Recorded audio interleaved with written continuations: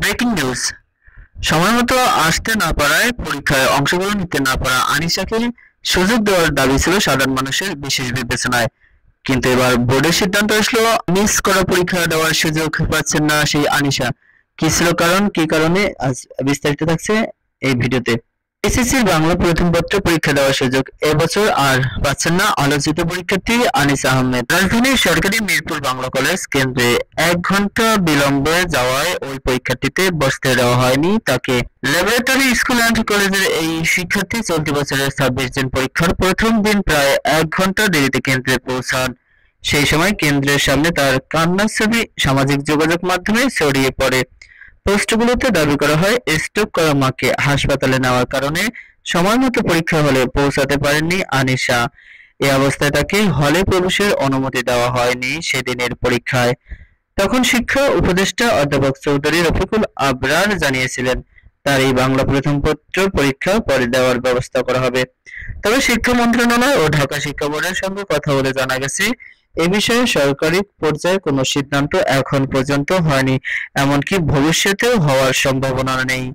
Board ও মন্ত্রণালয়ের একাধিক সূত্র জানিয়েছে সামাজিক যোগাযোগ মাধ্যমে যেভাবে বিষয়টি উপস্থাপন করা হয়েছে তা পুরোপুরি ভিত্তিহীন, সঠিক নয়।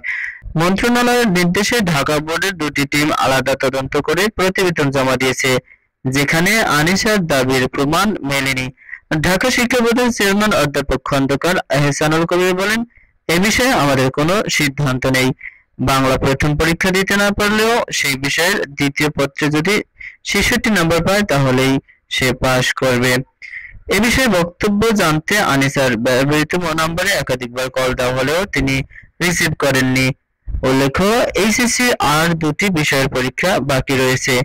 এবছর 12.5 লাখ পরীক্ষার্থীর মধ্যে 22,391 জন কোনো পরীক্ষায় অংশগ্রহণ নেননি।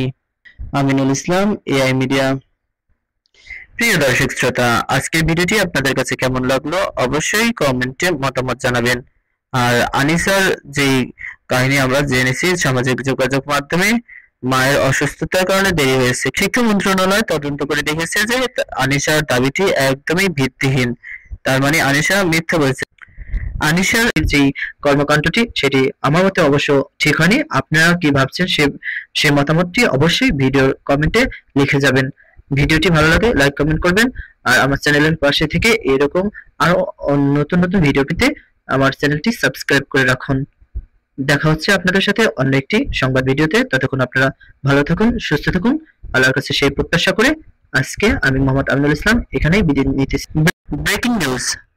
সময়মতো আসতে না পারায় পরীক্ষায় অংশগ্রহণ নিতে না পারা আনিশাকে সুযোগ দেওয়ার দাবি ছিল সাধারণ মানুষের বিশেষ বিবেচনায়।